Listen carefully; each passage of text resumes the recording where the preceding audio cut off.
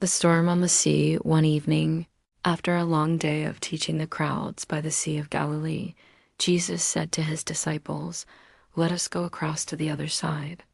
Leaving the crowd behind, they took him along in the boat. As they sailed, Jesus, exhausted from the day's ministry, fell asleep on a cushion in the stern. Without warning, a furious storm arose. Great waves broke over the boat, and it began to fill with water. The disciples, many of whom were experienced fishermen familiar with the sea's temperament, grew increasingly alarmed as the situation worsened. In panic, they rushed to where Jesus lay sleeping peacefully despite the violent rocking of the boat. They shook him awake, crying out, "Teacher, don't you care if we drown?" Jesus awoke and stood calmly amidst the chaos. The wind howled and the waves crashed, but his voice was steady as he looked at his frightened disciples. "Why are you so afraid?" he asked them gently. "Do you still have no faith?" Then he turned toward the raging waters and spoke with authority. "Peace, be still."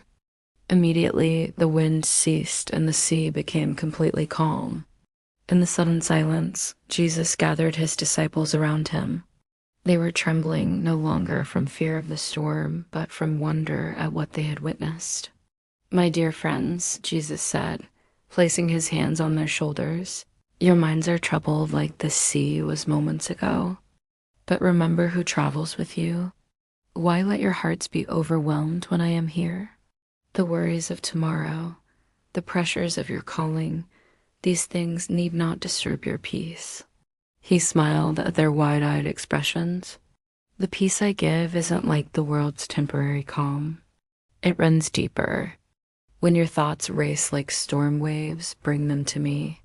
Trust that I can calm what seems uncontrollable." As the boat drifted peacefully under starlight, Jesus taught them to breathe deeply and to center their thoughts on God's presence. "The kingdom of heaven is not just coming someday," he explained. "It is available now within you when you quiet yourselves enough to receive it." The disciples listened intently as Jesus continued, "Consider the lily and how they grow.